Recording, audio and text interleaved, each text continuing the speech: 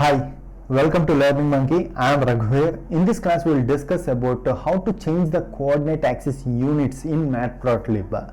In our previous class, we have discussed about line charts. There we had a difficulty of looking at our line charts. We don't get a clear clarity about what's the data is, what's data we have plotted using line chart. In order to avoid that, we have to change the units of y coordinate units. Sometimes we need to change the x coordinate units. By default, Python is taking the units on its own based on the data set, based on the data. So we can assign our own units.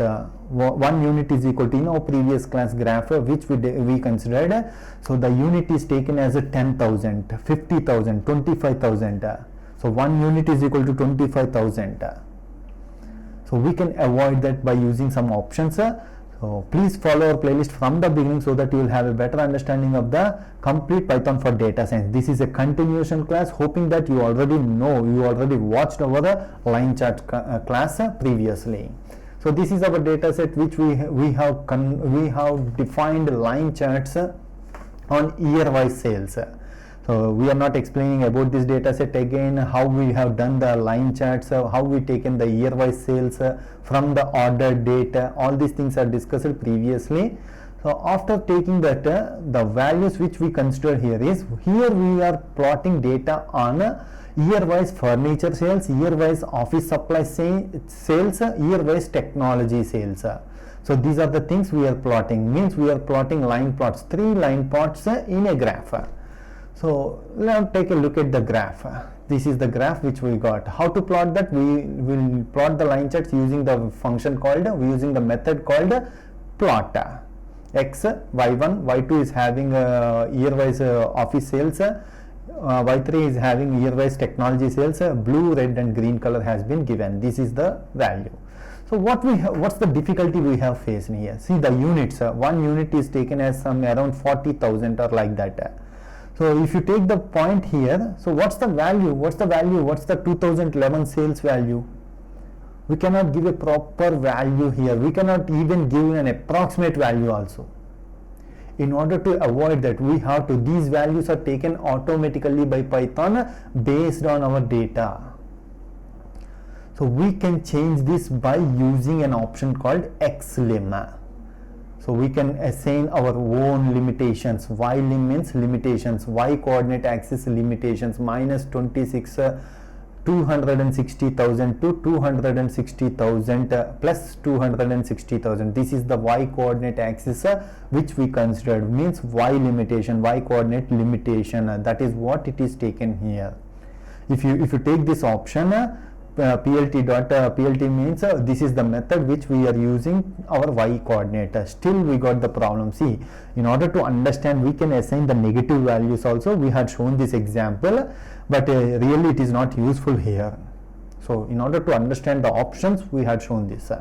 So minus 2, here the units also taken on its own. But what we need a separate option which we have to assign the units also. In order to do that, we will use ytick option. This ytick option is already discussed in our previous classes. Ytick means so what are the values that we have to display on the y coordinate. That is what ytick means.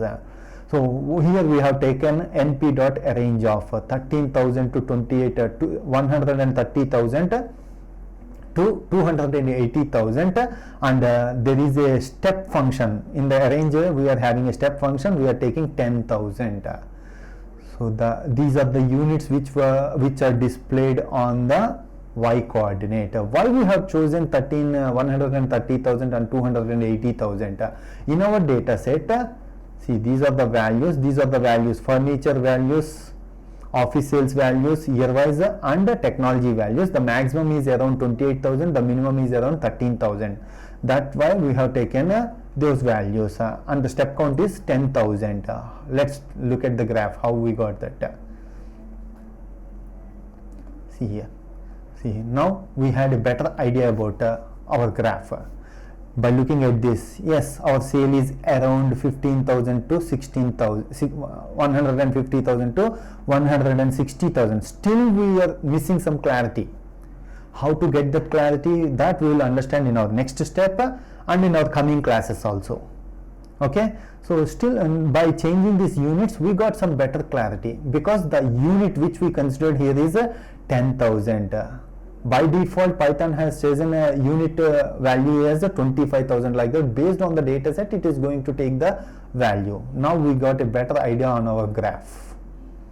So that's why if you take the y-ticks np.arrange of whatever the limit, you have to choose the minimum value, you have to choose the maximum value, and you have to take the step count. If you take it as 1000, our graph will have a better idea about our graph. So now coming to the next one, even going to better visualization, we will use a grid option.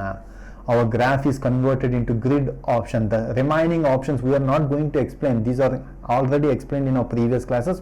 The extra option which we have chosen here is a plt.grid method. Grid of true means it is going to apply a grid option on our graph. See, the output looks like this. See, we got a grid option in the background. And we have chosen the markers also. Using the grid and markers, we will have a better visualization of our graphs.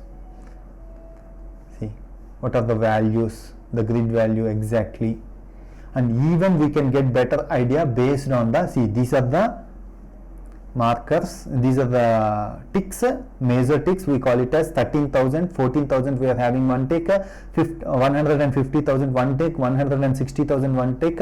We can arrange the minor ticks also in between, means for every 5,000, for every 1,000, and the grid options also can be converted. The grid lines for minor ticks also available.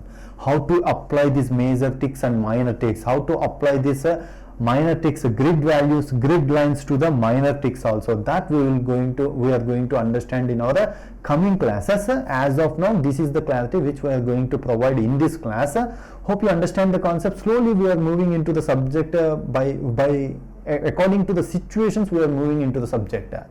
So that's why I hope you understand the concept. If you have any questions regarding the concept, please post your questions in the comment section below. Thanks for watching. If you haven't subscribed to our channel, please subscribe to our channel and press bell icon for the latest updates. Thank you.